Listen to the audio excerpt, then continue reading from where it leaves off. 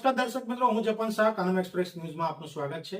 જોઈએ આજના મુખ્ય અને મહત્વના સમાચાર। પ્રેમ ભારતી વિદ્યાલય ફરી વિવાદમાં। 7 વર્ષની બાળકી શિક્ષણથી વંચિત હોવાનો વાલીઓનો ગંભીર આક્ષેપ। સુરતના રાંદેર સ્થિત પ્રેમ ભારતી વિદ્યાલય સામે વાલીઓનો રોષ। એલસી ન આપતા બાળકીનું ભવિષ્ય અદ્ધર। એલસી માટે રૂપિયા માંગવામાં આવ્યા હોવાનો વાલીઓનો દાવો। અનેક રજૂઆતો છતાં શાળા તંત્રનો જવાબ, અમે એલસી નહીં આપીએ। કોર્ટ, ડીઈઓ અને પોલીસની ધમકી આપી માનસિક દબાણ કરાતું હોવાનો આરોપ। વાલીઓ ડિસ્ટ્રિક્ટ એજ્યુકેશન ઓફિસર ડીઈઓ કચેરી પહોંચ્યા। લેખિત આવેદનપત્ર આપી તાત્કાલિક કાર્યવાહી કરવાની માંગ। બાળકીનું શિક્ષણ અટકે નહીં અને વહેલી તકે એલસી આપવામાં આવે તેવી ઉઠી રહી છે માંગ। શિક્ષણ વિભાગના હસ્તક્ષેપની વાલીઓની માંગ। રિપોર્ટર સાગર સોલંકી, સુરત।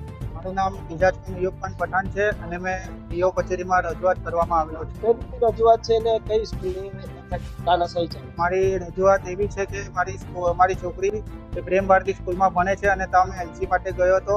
એ સેકન્ડમાં હતી એટલે હવે થર્ડમાં ગઈ છે, તો બીજી સ્કૂલમાં એડમિશન થઈ ગયું છે, પણ એ લોકો પ્રેમ ભારતીના પ્રિન્સિપલ છે એલસી આપવાની ના પાડે છે અને 3 મહિનાની એડવાન્સ ફી લેવાનું કહે છે કે પહેલા 3 મહિનાની એડવાન્સ ફી આપો, એના પછી તમને એલસી મળશે, પણ 8 થી 10 દિવસ પછી। શા માટે 3 મહિનાની ફી માંગે છે? સ્કૂલ ચાલુ થવા અઠવાડિયું નથી થયું તો કેમ આવી રીતે હેરાન કરતી?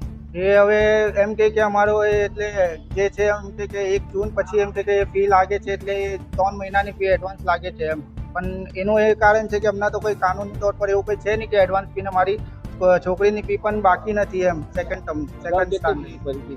અગાઉ મેં ફી ભરેલી હતી સેકન્ડની, 14,500 ભરીને ક્લિયર કરેલી હતી ફી, ને હવે આ નવું વર્ષ શરૂ થયું છે તો એમાં થર્ડમાં તો જવાની નથી પ્રેમ ભારતી સ્કૂલમાં, તો હવે 3 મહિનાની એડવાન્સ ફી 2550 રૂપિયા માંગે છે।